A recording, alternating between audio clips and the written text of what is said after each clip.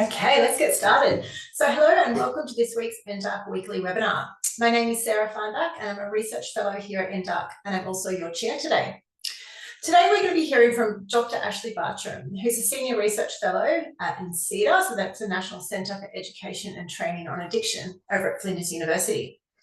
Today Ashley's going to be talking on an interesting topic, I think. She's talking about how exposure to zero alcohol products and promotions drive adolescents' behaviour and perceptions around alcohol. So it'll be a really good one. After Ashley's finished presenting, as usual, we will be joined by a panel member. Today we have the pleasure of being joined by Mr. Matthew Craig, who is the Director at the Centre for Drug and Alcohol at New South Wales Health. Many of you will know him. Matt brings a range of policy and public sector experience to the discussion, including on drug and alcohol, HIV and smoking. So please do put some questions into the Q&A section as we go through the talk, because that will help us to have a nice discussion at the end. So before we begin, I just want to take a moment to pay my respects to the traditional custodians of the lands where we meet today, which in my case is the Ngunnawal and Ngambri people. I would also like to particularly welcome any elders past, present or future, and to any First Nations people who are joining us today. So I'm going to get out of your way and ask Ashlea to please turn on her camera and mic and we will get started. Hello, good afternoon. Excellent. All looks good. Okay, over to you. Wonderful. Thank you. And thanks everyone for joining me today for this talk. I'd like to also begin by acknowledging the traditional custodians of the lands that we're meeting across today. Pay my respects to elders, past, present and emerging. I'm coming to you today from beautiful Ghana country over in Adelaide. So I'm here today to talk about zero alcohol drinks. So I thought I'd better start by making sure we're all on the same page about what we're talking about here. And that is those drinks that have no or very low amounts of alcohol, normally say less than 0.5% alcohol by volume, but they appear and they taste very similar to alcoholic beverages, and they're designed to do that. And they're often from and feature the same branding as you see on alcoholic beverages as well. And they emphasize that resemblance in marketing.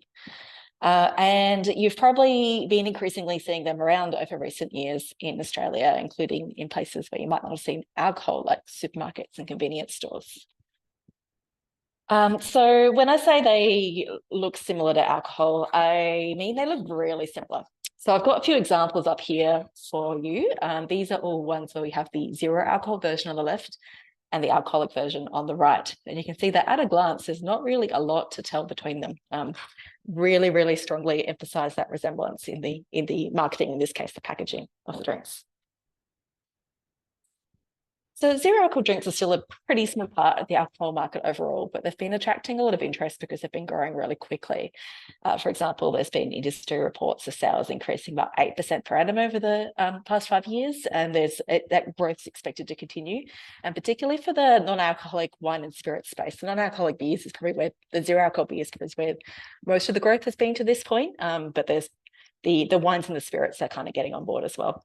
And this isn't just something that's been seen in Australia, it's been seen in a lot of high income countries around the world, although some countries in Europe, particularly Germany and Spain, these drinks have sort of had a bigger presence in the market for a bit longer. But I think even more so than growth in the sort of overall size of the market and sales is the growth we've seen in the advertising of these drinks, their availability and the sort of advertising we see around.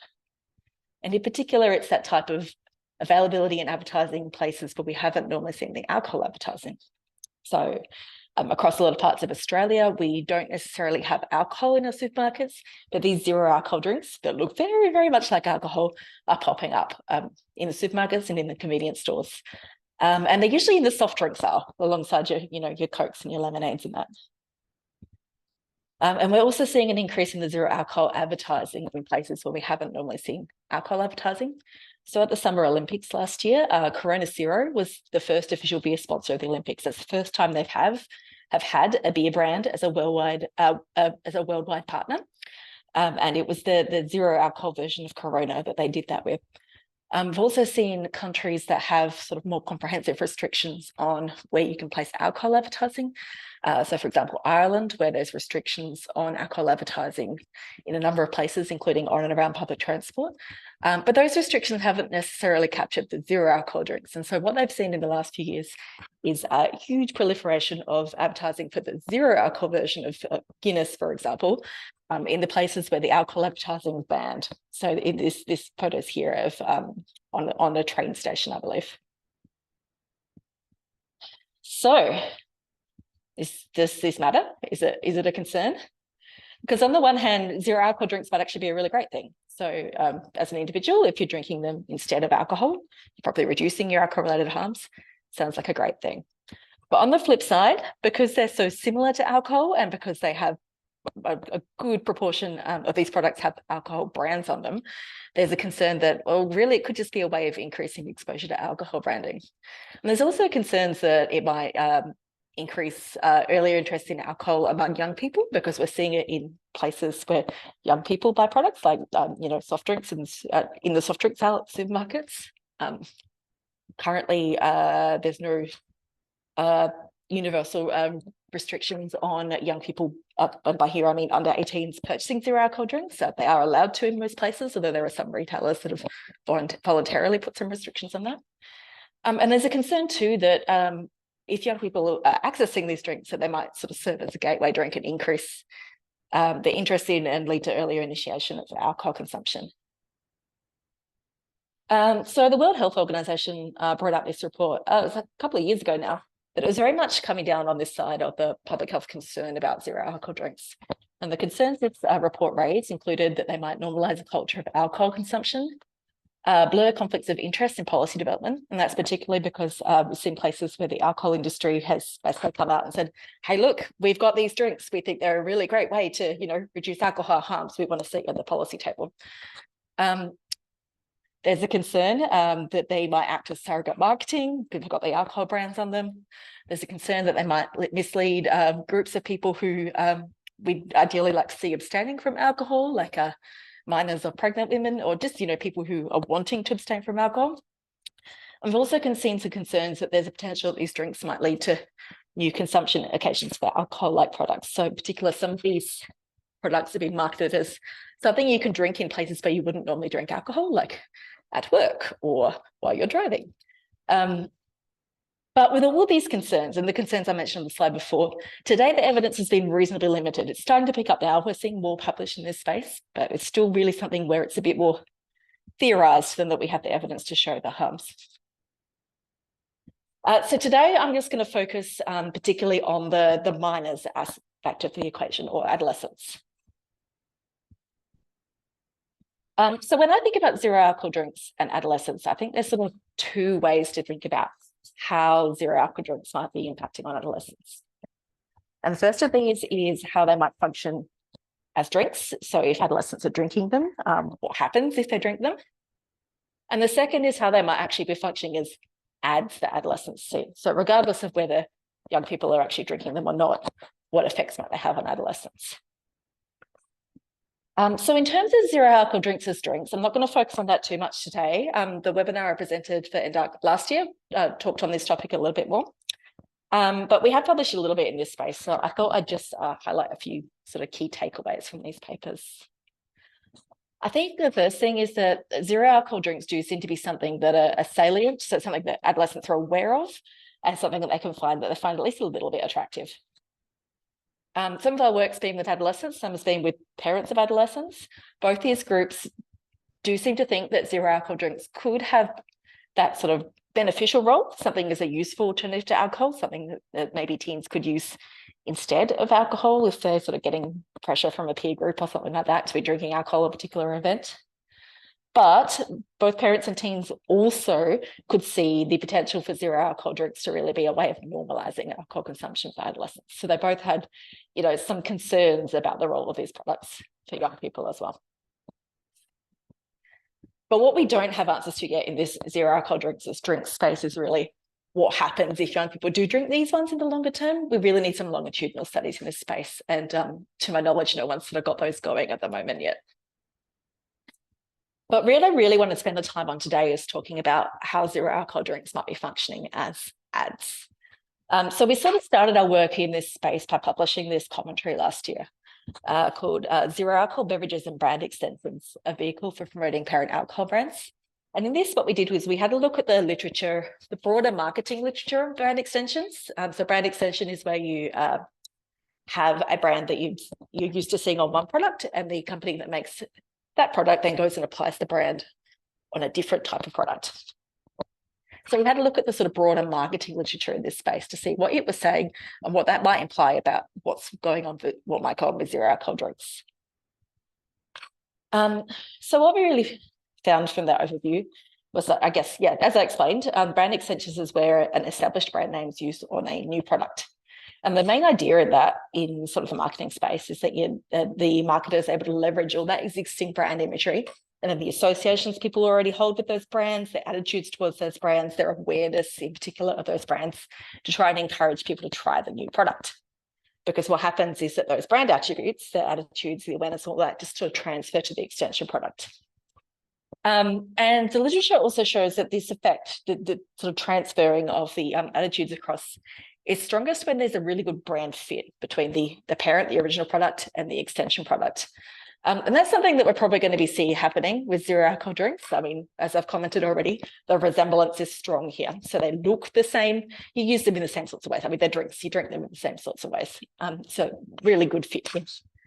But the key part of the literature for the point that we were trying to get at about whether these might sort of be working as ads for alcohol is that the effects with brand extension go both ways. So as well as the attitudes and associations you have with the original product transferring to the new product that shares the brand, they can go the other way too. So if you form associations, attitudes towards the extension product, in this case, we're talking about the zero alcohol drinks, that can also influence your beliefs about the parent brand. So that's what we took away from the broader marketing literature. There have been a couple of studies that have looked around brand extensions using alcohol brands, nothing on the zero alcohol drinks so much specifically. But there was some research out of Thailand where you see alcohol brands on non-alcoholic drinks, particularly like the soda waters and that sort of thing. And that really showed that for young people, those, even though they're seeing the brands on the water products as well, they're primarily associating with them with the alcohol brands. If they see the brand, they're sort of thinking alcohol first. There's also a study of Australian adolescents and their parents looking at alcohol branding on merchandise, like clothing or this delightful fragrance with the Victoria brand on it. I'm not quite sure why you want to smell like beer, but fair enough.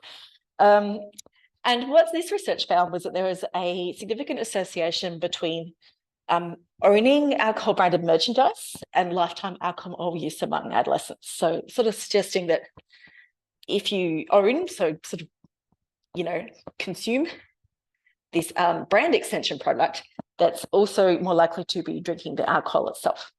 And as part of this work, they conducted some focus group with parents as well. And they kind of said, oh, yeah, we haven't actually thought about that. But now that you point it out, kids having merchandise with the alcohol brands on it really might be influencing their attitudes towards alcohol. But yeah, as I said, when we took a look for this commentary, we found these sorts of studies, but there hadn't really been anything looking exactly at zero alcohol drinks. So that's when our research comes in. So this project was funded through a grant from the Channel 7 Children's Research Foundation, which is a research funder here in South Australia. And I would also like to acknowledge all my co-investigators on this project who are listed on the screen here.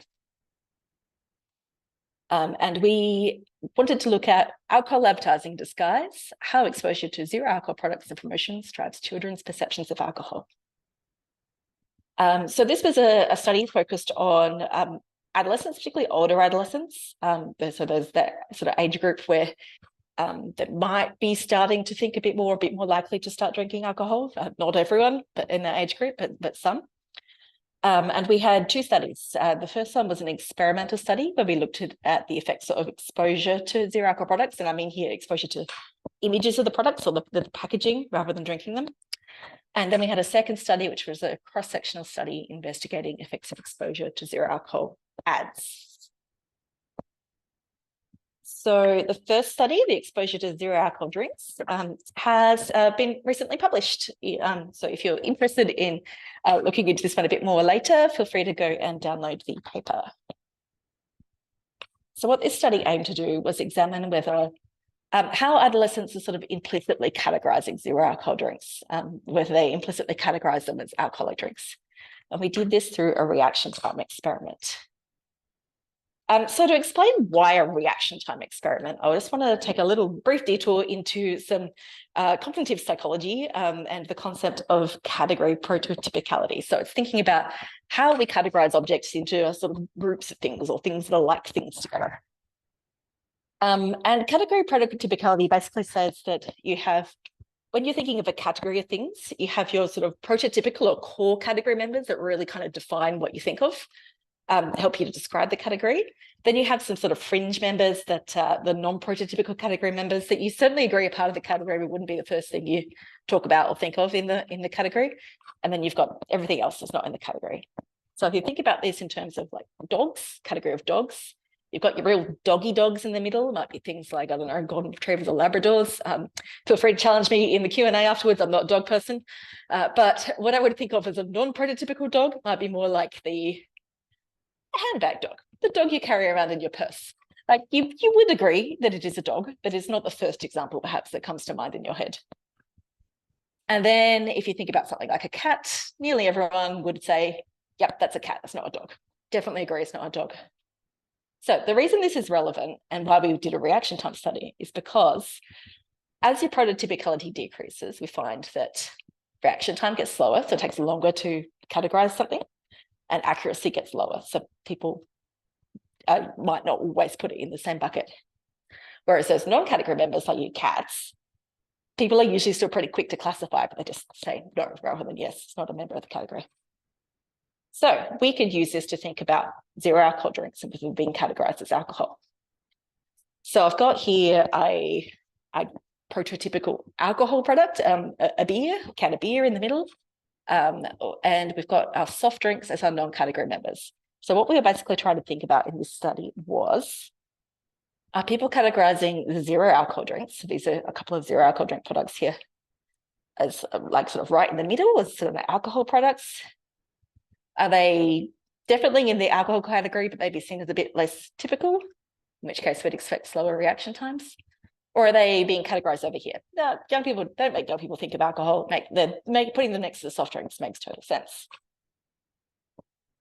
The other thing that we can do with this kind of model is to try and tease apart what might be going on for the zero alcohol drinks that have the alcohol brands on them, like this Peroni Zero here, from the zero alcohol drinks that have a unique, or sometimes the term neutral world brand gets used on them. Is there anything different going on for these two types of drinks? Is it only the ones with the alcohol brands on them that are making people think of alcohol? So we ran a reaction time experiment with 331 15 to 17-year-olds that we recruited through an online panel. Basically what we did was we gave them 20 images of packaged drinks, so 5 each of alcohol, brand extension zero alcohol, so the ones with the alcohol brands on them, the neutral world brand zero alcohol, and soft drink. And we basically said, does this make you think of alcohol? And we wanted them to respond as quickly as they could. We did give them a warm-up task, classifying the dogs and cats first, so they kind of got the hang of this. And then we presented them with those 20 images in random order and recorded their response and their response time. So what did we find? For those who like a stats model, I do have some coming, but you can actually pretty much see what went on pretty clearly from the descriptive statistics here. So in terms of agreement, so whether people were saying, yes, this makes me think of alcohol, as you'd expect, most people were saying that, yes, alcohol makes them think of alcohol, but we also had really, really high levels of agreement for both the brand extension zero alcohol products and the neutral world brand zero alcohol products. And that was vastly different to the soft drink, where it was just 5% of people saying yes to an image of soft drink that made them think of alcohol. In terms of the response time, so people out of the alcohol-like products, I guess we can say, People responded most quickly to the alcohol, so it seems like that is the prototypical one. A little bit slower to the brand extension zero alcohol products, and a little bit slower again to the new to world brand ones. Soft drinks was fairly quick again, which is a bit like that Cats example I was talking to at start. People were pretty quick to respond, but they said no rather than yes. So in our mixed effects logistic regression to look at agreement, now we actually couldn't put soft drinks in this model because there was such a big difference in agreement between the alcohol, zero alcohol, and the soft drinks. So it just threw out all the odds ratios. But just looking at alcohol and the two types of zero alcohol, we found that adjusting for whether parents are present when these teenagers did the survey, that participants were less likely to agree that zero alcohol drinks make them think of alcohol and alcoholic drinks, so a bit less prototypical.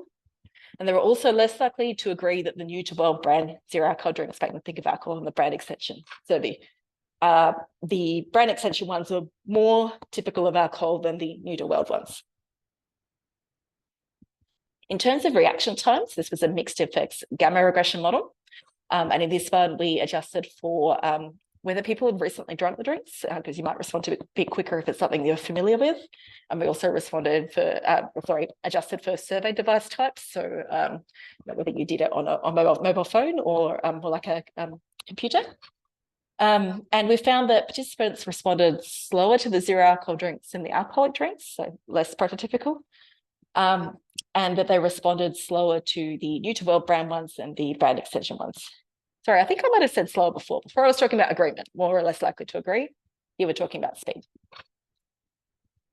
So if we bring it back to the model, because that's probably the clearest way to explain it rather than those stats tables, what we're looking at is a situation a bit like this. So the zero alcohol drinks were a bit less prototypical than the alcohol ones. So the ones with the alcohol brands on them were in the middle. The ones without the alcohol brands were a bit closer to the edge. But I think what you could really clearly see from those agreement results was that they're definitely within the circle. So they were definitely being categorized within that category of alcohol. They weren't over here with the soft drinks on the outside. So, you know, in a sentence, what we basically showed was, yes, zero alcohol drinks do make adolescents think of alcohol. So why does that matter? Well, that supports those concerns that exposure to zero alcohol drinks could effectively be working much the same as exposure to alcoholic drinks, that is working as surrogate marketing for alcohol. And that's really important because exposure to alcoholic products and advertising is really been shown to be a key influence on adolescent alcohol consumption. So it's sort of reducing adolescents' exposure to alcohol advertising is often a key focus of policy because we don't ideally we would not like to see adolescents drinking alcohol because of the extra harms in neurocognitive development and that sort of thing. The other sort of key takeaway from this study is that we did see a stronger effect for the brand extension products, the products with the alcohol brands on them. But importantly, both types of zero alcohol drinks, those with and without the alcohol brands, were being categorized as alcohol. So it's been, I guess, a bit of a discussion within all the broader discussions on zero alcohol drinks. Do we need to worry about all these drinks in terms of advertising, or only those with the alcohol brands? So I think that what this shows is that all of the drinks are at least are making people think of alcohol. So there is some reason to be concerned about the product category as a whole. And so that's reason to think about how we might regulate the product category as a whole, not just the brands. And there are some models for that. So, for example, we regulate lookalike tobacco products. So we say we can't have those candy cigarettes. So people my age and older might recall the I think they were called fads. They may have even originally been called fags, but they were candy. They were lollies, but they look like cigarettes. So we can regulate and say those are not available, and we might be able to apply that sensitive rationale here to the zero alcohol drinks. Okay, so that was study 1. But now I want to talk about study 2, where we actually looked more at exposure to advertisements rather than just the images of the products, the packaging. This one hasn't been published yet, so I've got the little no photo logo. Please don't share the findings further at this stage. But if you are interested, feel free to shoot me an email and I can let you know when hopefully it does get published. So this study it was examining whether exposure to zero alcohol advertising is associated with adolescents' attitudes and consumption intentions towards alcohol. So we looked at exposure to zero alcohol ads, but our outcomes were about attitudes and consumption intentions towards alcohol, full strength alcohol. And this was a cross-sectional survey. We had 382 adolescents aged 15 to 17 years take part. Our independent variables, we had 2 different kinds of measures of exposure that we looked at. We looked at exposure to specific ads and then whether people like those ads. And we also used a bit of a measure of location-based exposure, so where people are seeing zero alcohol ads. And our dependent variables were attitudes and consumption intentions towards, for the ads, it was towards alcohol products from the brands, the parent alcohol brands shown in the ads. And then we also were interested in attitudes and consumption intentions toward alcohol in general. We controlled for whether participants had previously drunk alcohol, drunk zero alcohol, gender, parental presence. So in terms of the advertisement-based exposure, what we did to find our ads was we searched the Meta ad library, which is the ad library that sits behind the Meta-owned social media, so Facebook, Instagram. And we also searched YouTube for zero alcohol ads that have been posted since 2021. And the way we found our brands for that was we looked at the brands that were available in Australian supermarkets for various reasons.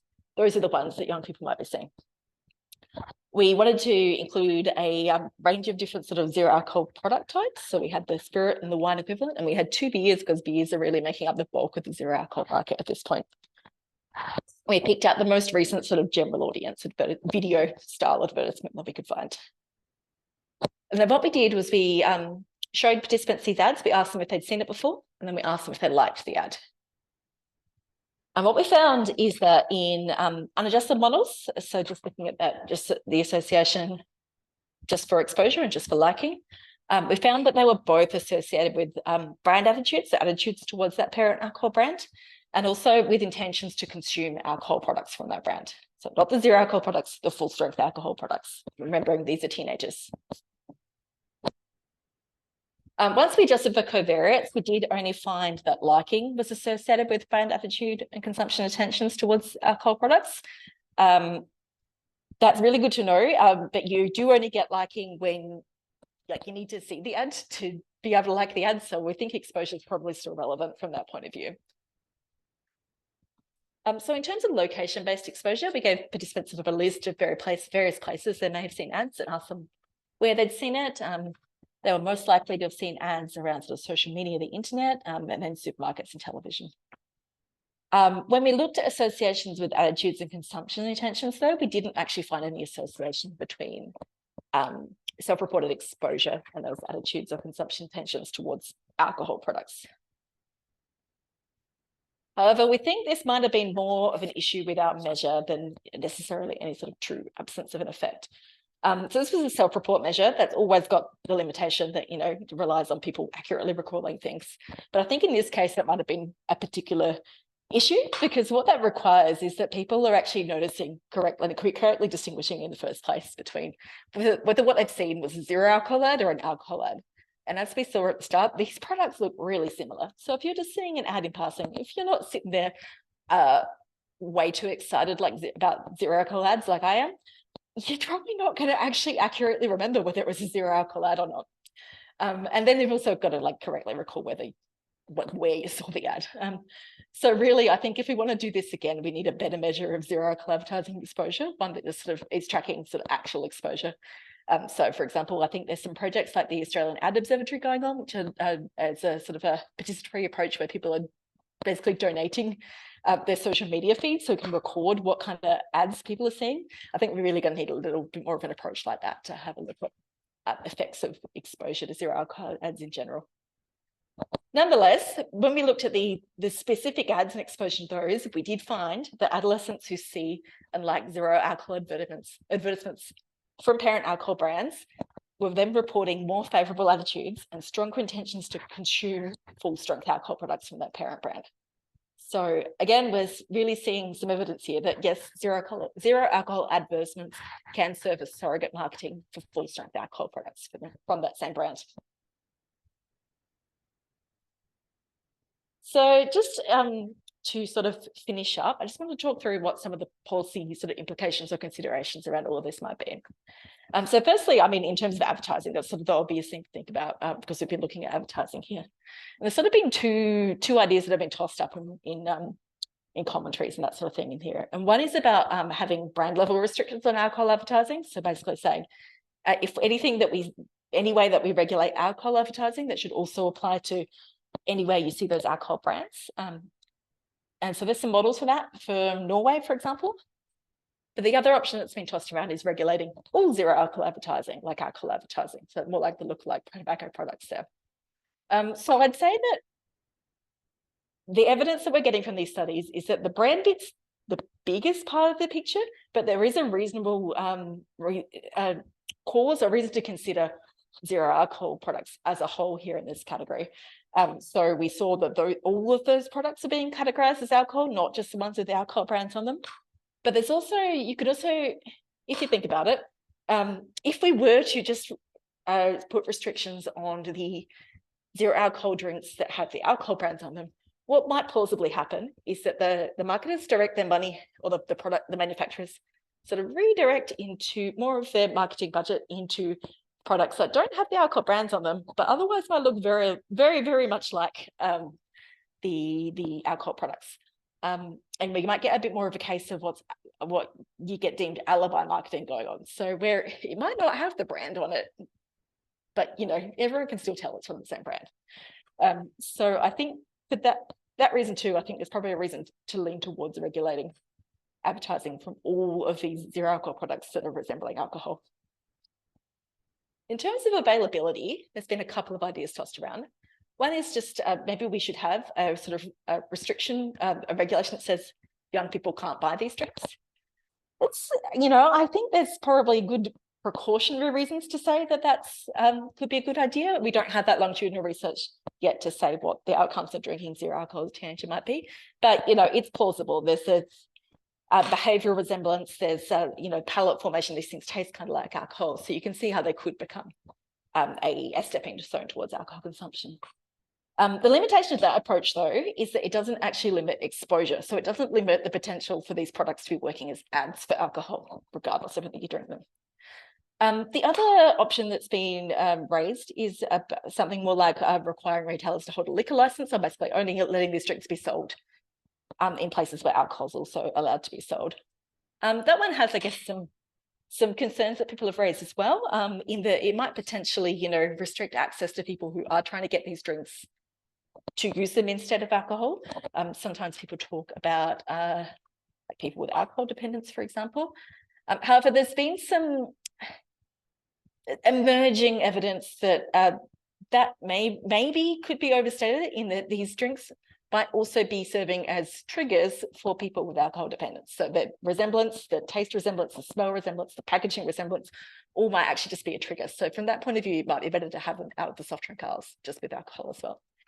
But really, to fully understand that, we really need to be looking at how our adults are using zero alcohol drinks as well, and whether they are actually using them to reduce their alcohol consumption, and how that sort of use might get impacted if we did look at some of these sorts of regulations to restrict access for young people, or restrict the advertising to young people.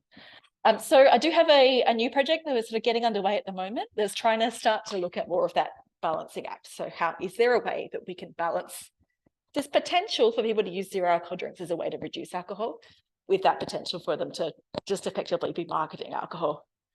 So we're going to get some focus group focus groups underway shortly with Australian adults, and Australian adults who drink alcohol at a range of levels, sort of understand the kind of use cases, how they're using these drinks, if they're using these drinks, when they think it might be a good idea to use these drinks, and how they think that might change if we did bring in some of these sort of policy ideas that we're talking about here. So I look forward to coming back to you in the future to let you know about how that's gone.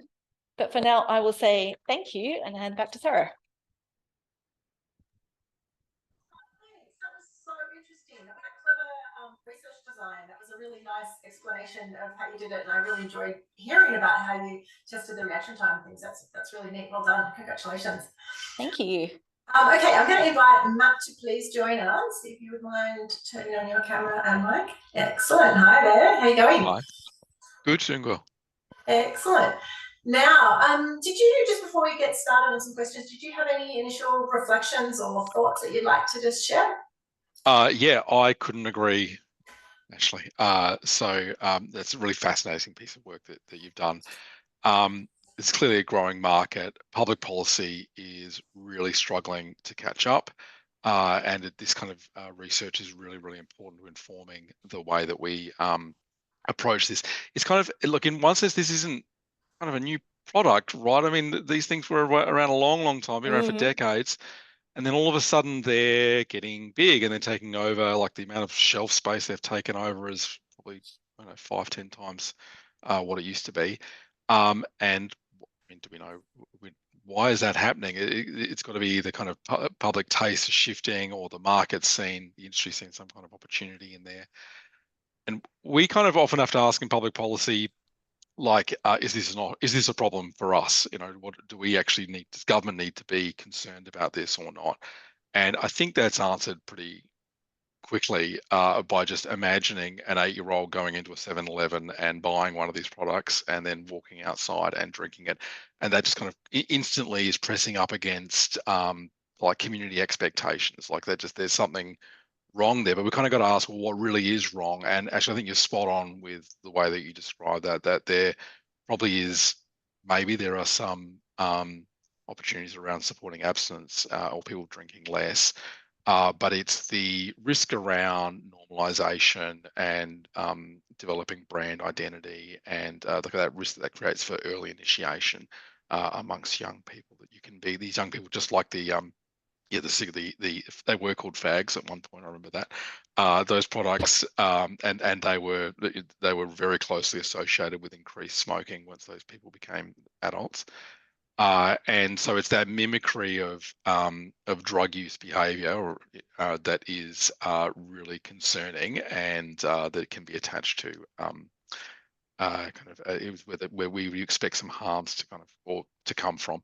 But from a policy point of view, that's actually really difficult to kind of work out how you would approach it too. Like, so, you know, how do you legally define these products, and how do you legally regulate brand sharing, and which agency is involved, and is it state or federal government, and which legislation it comes under. So these are kind of all the general topics that we're really struggling with, and it's really, really impressive piece of work, Ashley, and something I'm sure we'll all be using. Thank you. Yeah, that's great. I'm just trying to think where to start. I'm just going to ask a question to you, Matt, but maybe I'll go on to the Q&A first. Okay, so the first question is kind of a comment, but I'm going to turn it into a question. So Andrew has commented that in Aotearoa, New Zealand, these products are also taking off, similarly to here. And so I was wondering, you two would both know what other things are happening in other parts of the world, and if any other governments. You talked a little bit about some of the work, I think it was in Norway, Ashley, but if other governments mobilising around this, and what else is being done, or is it just sort of everyone's in the same space?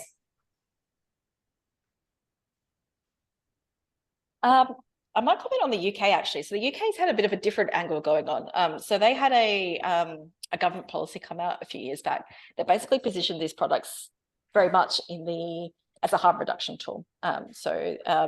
They had an explicit intention to try and increase availability of no, and also low alcohol, so sort of like more like less than 3%, as a way of trying to shift people towards reducing their alcohol consumption overall. But I think increasingly in the UK, there's been more and more people thinking about it the way we've been talking about it here, is that, well, but actually this might be a bit of a double-edged sword because of this sort of this marketing aspect here. And what they've seen, like a lot of advertising of these products, they do have alcohol in the supermarkets already, so it's a bit of a different context, but they've seen the advertising. There's been big ad campaigns that very much push the products for drinking in places that you don't normally drink alcohol, like the at work or the driving. We saw some of those ads here in Australia too. They've come from a different angle or a different direction, but I think some of the same sort of thinking is sort of circling over there as well. Yeah, great. Matt, did you want to add anything to that? Only that when products like this get described as harm reduction, I start getting a little, not that that's wrong, but you know, people called e-cigarettes harm reduction as well, and there are trade-offs. So you know, there are other things happening. It's not just the one. It's not one or the other. Yeah. I'd just like to get into that for a little bit, because it is a really interesting. It's an interesting idea, isn't it? The idea of these products. And the next question has actually come focused on this as well. Is there actually any evidence that these products are effective in reducing alcohol consumption? Has that been proven, or is it kind of a bit of a wild card that's been thrown out? I think it's proving tricky to look at. So, you get studies where you measure whether people are drinking alcohol, whether people are drinking zero alcohol and that. But it's difficult to tease out whether the zero alcohol consumption is actually sort of coming in place of where they would have otherwise drunk alcohol. That's sort of like that counterfactual kind of thing. So I would say it's not been comprehensively answered. There has been some modelling work done that has said it looks pretty tricky for it to make a big difference on the population level. Like, we've know the estimates that the amount of the shift you'd need, or the uptake of zero alcohol that you'd need to get, would be pretty dramatic to have a big impact on population level consumption, probably going to get more impact from, pricing changes, that sort of thing.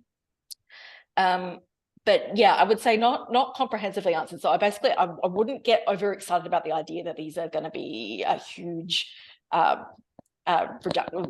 way to reduce alcohol consumption, but they can totally be useful in an individual level if that's something that works for you. If it helps you to have one less drink on a night out and not drink at all, or something like that. So okay, interesting. Okay. Andrew's also just put a good point in the chat that I hadn't considered, but he said that the fact that these products don't attract excise tax shows that they are, like, quite attractive potentially to the industry to push these through, and they are priced similarly, right, like to alcoholic drinks, and so you can understand why they're kind of mobilizing in this space, and it has just really taken off in the last few years. Did either of you have any thoughts on that? I find the pricing bizarre. Well, it's not bizarre because it's just the market is determining it, right? But they're priced pretty similarly to the alcoholic products. Look, the products aren't priced based on what they cost to develop. They're priced based on what people are prepared to pay for them, and so people are clearly prepared to pay basically the same amount as they would for an alcoholic product.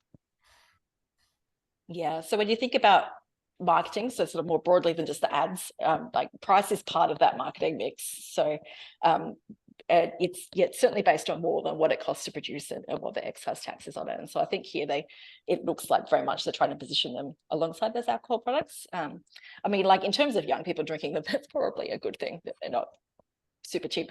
But yeah, it might be a bit of a deterrent for some people though, from what I've heard anecdotally from some other work, is that they maybe price a little bit high to look at like an attractive option as an alternative to alcohol, because people were kind of conscious that alcohol's got that excise tax on it and that sort of thing, even if they don't know the specifics. Yeah, sure. Yeah, that is a good point. This next question is about the advertising guidelines, I guess, and the marketing guidelines. Emily has said, great talk, thank you. And she's also said, we've got quite weak guidelines that do not recognise brand extension. That do recognise brand extension, but in a very limited way. And she's just put in here, Emily's just put in here, an ad which is not primarily focused on the alcohol alternative and has the effect of promoting the wider alcohol brand will be subject. Oh, it just disappeared off my screen. Sorry, just disappeared off my screen. But yeah, I think you get the point there, that it's sort of, it's about how these things are regulated and considered within the regulation. It's interesting. It's not something I've really considered before, but how do you think that all fits together? Like, is there more space for this sort of regulation around the marketing, and is there an appetite for it? So the alcohol beverages advertising code, or ABAC, if you may have heard of, so that's the code we have in Australia. That's the sort of industry self-regulated code. On the plus side, they have amended it to cover what they call alcohol alternatives, which are these zero alcohol drinks.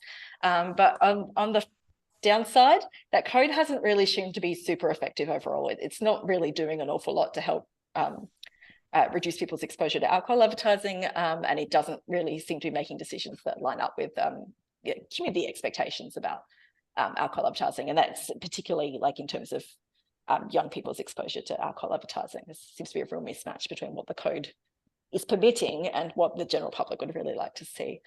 So I think there is plenty of room for stronger regulation of alcohol advertising in general in Australia. But I think what I would like to see, or what I think to take away this research, is if we're considering any of that, it'll be a really good idea to try and think about these zero alcohol drinks at the same time, and sort of not allow that as a way around any regulations that are brought in.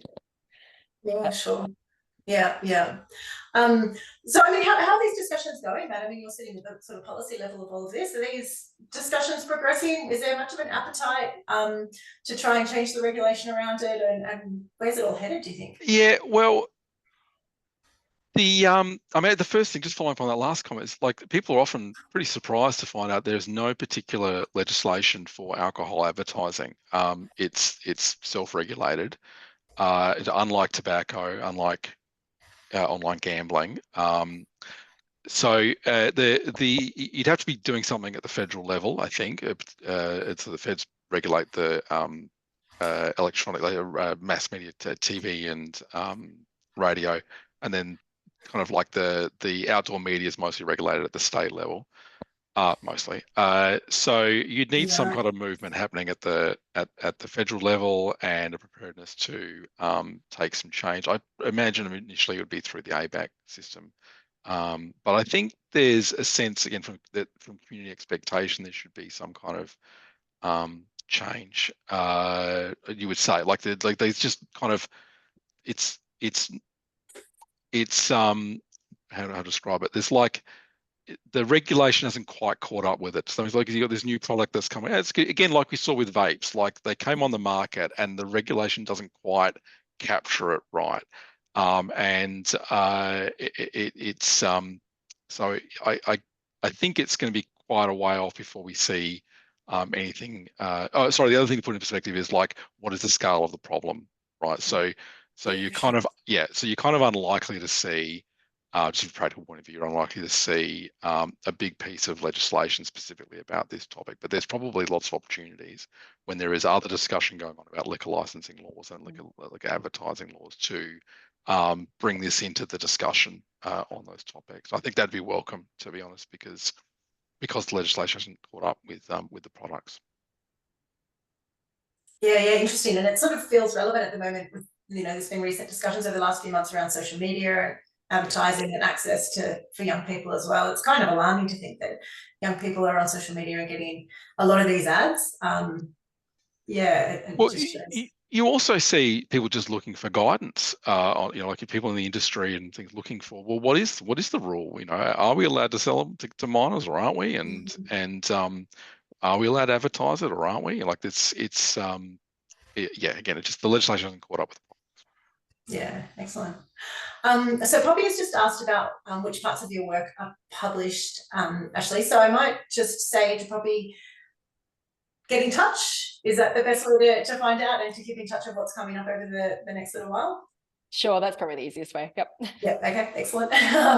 Great. So the next question is kind of interesting. So alcohol companies making these drinks, because there is a bit of a trend towards people drinking less alcohol. Is that what's sort of driving it, do you think? Or are they doing what tobacco companies are doing and just created more ways to hook people and then lead them into alcohol consumption later?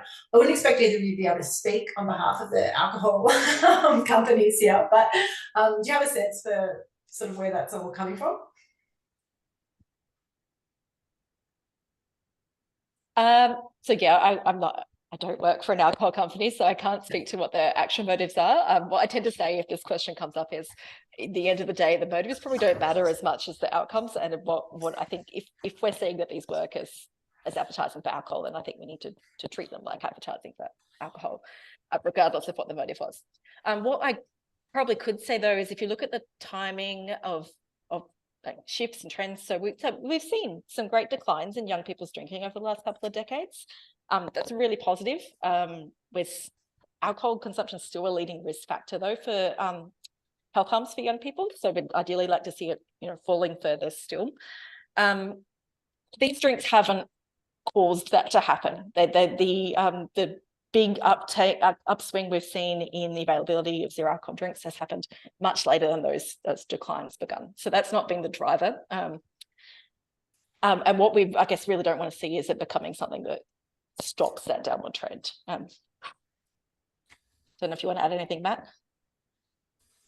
I often think about like the basic economics. People buy them because they want them, and the industry selling them because they're making money out of them. So I guess there's a question of exactly where they're making the money. Is it directly off the products, or is it because of this broader halo that might be directing people towards alcoholic products? And but yeah, people buy them because people buy them because they enjoy them, and the industry sells them because they're making money off of it.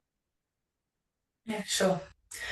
Just coming back to the point Grace made around vaping and around that, how that's sort of got some similarities, obviously, with the space that we're talking about today. Do you think this next question is sort of asking, you know, are there any lessons that could be learned from that experience with vaping in this space? Absolutely. Yeah.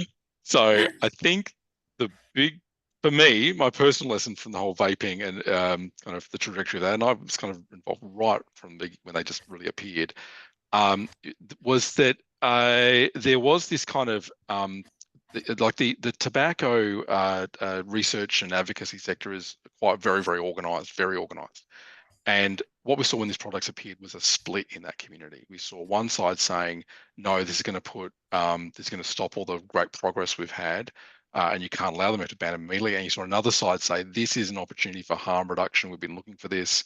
We haven't seen it. And so the sector just split.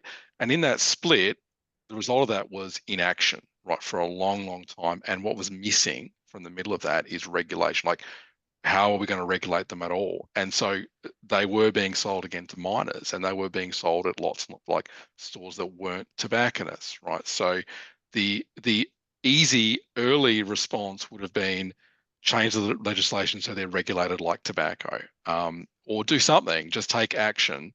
But instead, there was this kind of long wait before any action was taken at all, just the most basic, simple regulation of the products occurred. That's my personal lesson from vapes. Yeah. Did you want to add anything to that, Ashley? No, I'll leave that one to Matt. Fair enough. Fair enough. We've got a couple more minutes, so I'm going to try and squeeze in a couple more quick ones. There was one question here for you, Ashley, about the methods. So this question was around just wanting to check whether the adjustment for parental presence was about just trying to adjust for a potential Hawthorne effect. Yeah, Hawthorne effect's probably a fair way of describing it. So the Hawthorne effect, for anyone not aware of that term, is that people can behave a bit differently when they're being observed, or when they know they're being observed compared to otherwise. With this study, with the sort of ethics around this study, we did require parental consent for young people to take part in this. And what that practically meant is that a lot of people had their parents sort of right there and then gave the survey to them. So, you know, some stayed in the room, some didn't. If you're answering questions around alcohol, there's definitely a possibility you might answer differently when your parents right next to you compared to if they're not. So that's why we wanted to have that as an adjustment in that survey. Great, excellent answer. I'm going to ask you a quick one just about your methods. How do you get people to take part? How do we get people to take part? Okay, so for these studies, we used an online panel provider. So that's basically where there's a market research panel. So they've got lots of people who just happy to take part in surveys. So they get a little bit of money for doing that. Because we're trying to get young people, we're mostly recruited through the parents.